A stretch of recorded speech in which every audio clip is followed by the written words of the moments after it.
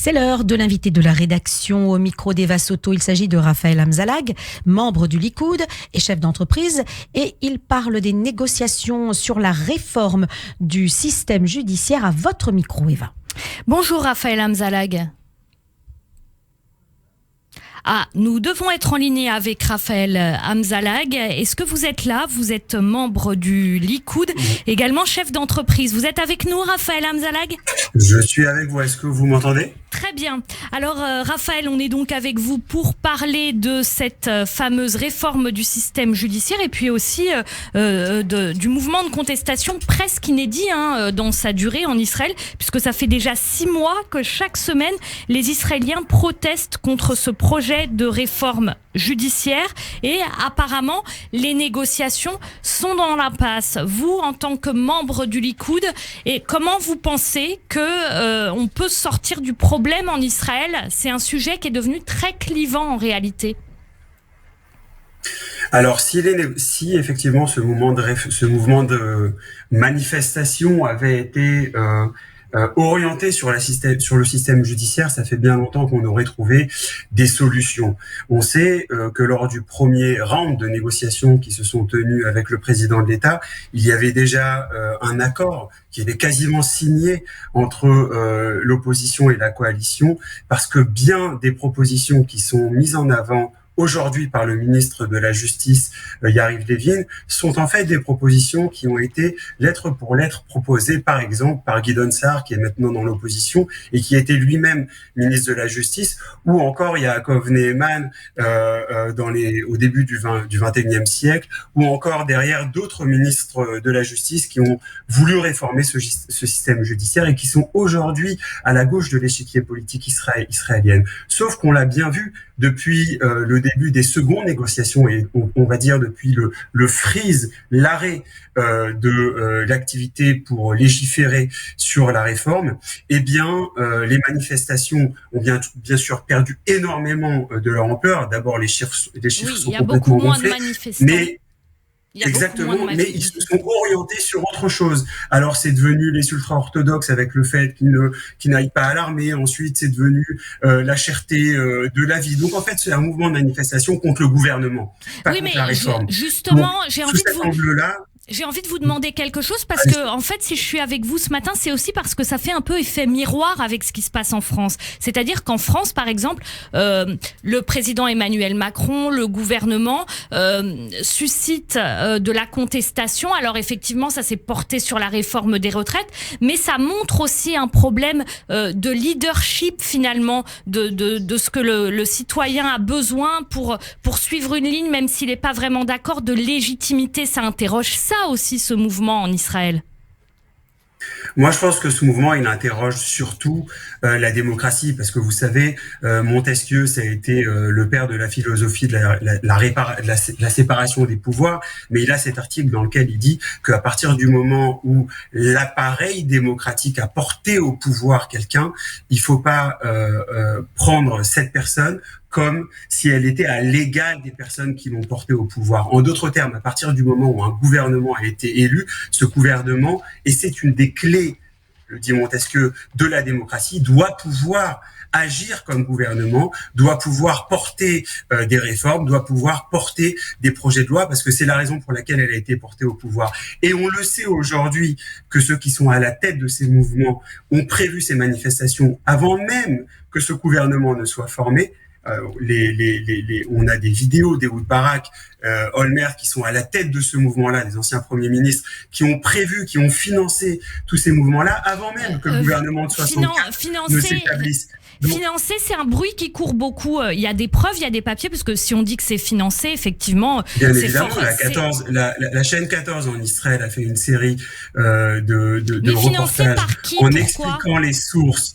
Comment ? Financé par qui ? Pourquoi ? Financée par toute une série d'organisations.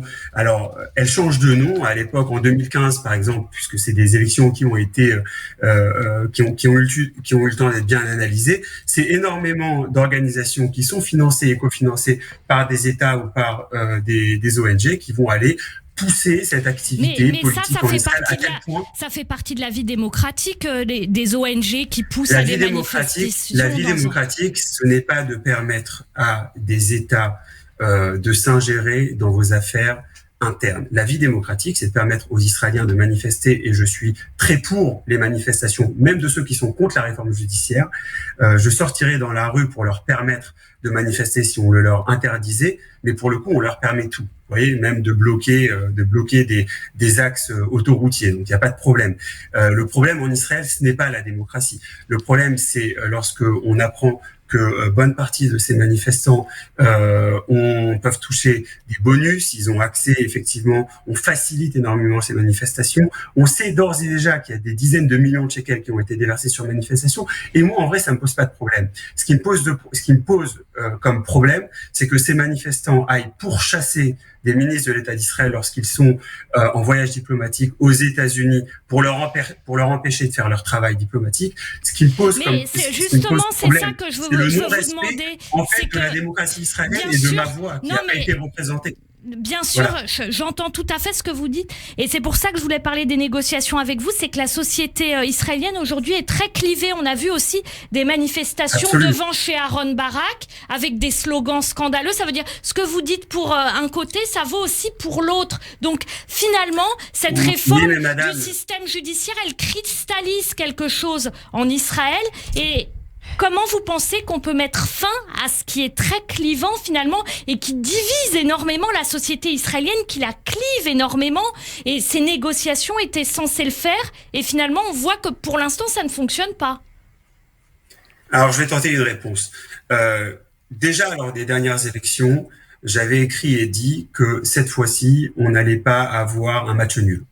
Pourquoi ? Parce que les dernières élections étaient extrêmement clivées, c'était manichéen, c'était ou pro-Bibi ou anti-Bibi, et c'était sur cette question vraiment que le peuple est allé aux urnes, et Bibi, ça m'a étonné aussi, a eu une victoire écrasante avec 64 députés après 5 échecs. Donc il y a ici quelque chose de clair.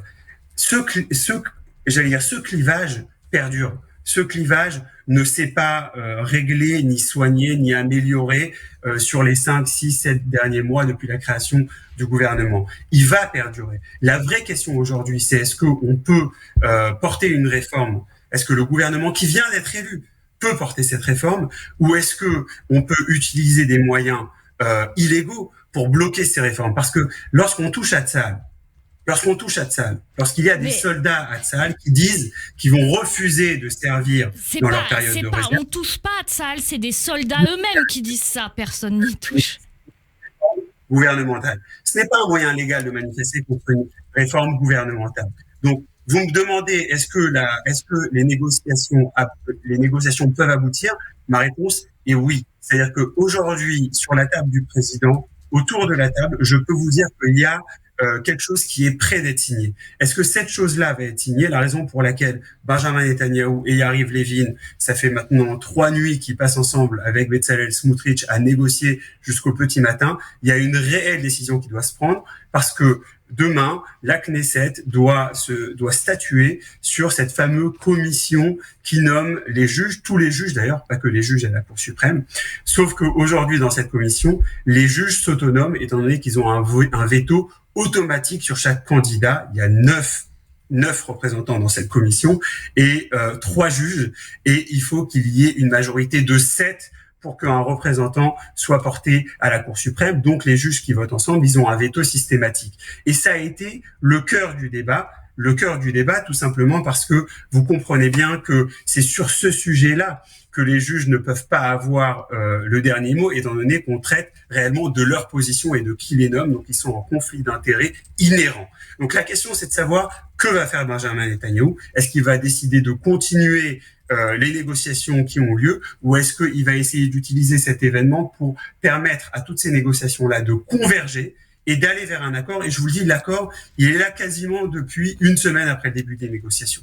tout le monde sait au niveau des sujets de fond jusqu'à où ils sont prêts d'aller et ce sur quoi ils peuvent faire un pas en arrière. Le problème, c'est ce clivage dont vous parliez. Oui. Voilà. Merci beaucoup Raphaël Hamzalag. Merci beaucoup d'avoir été avec nous en direct ce matin sur Radio J. Je rappelle que vous êtes membre du Likoud et chef d'entreprise.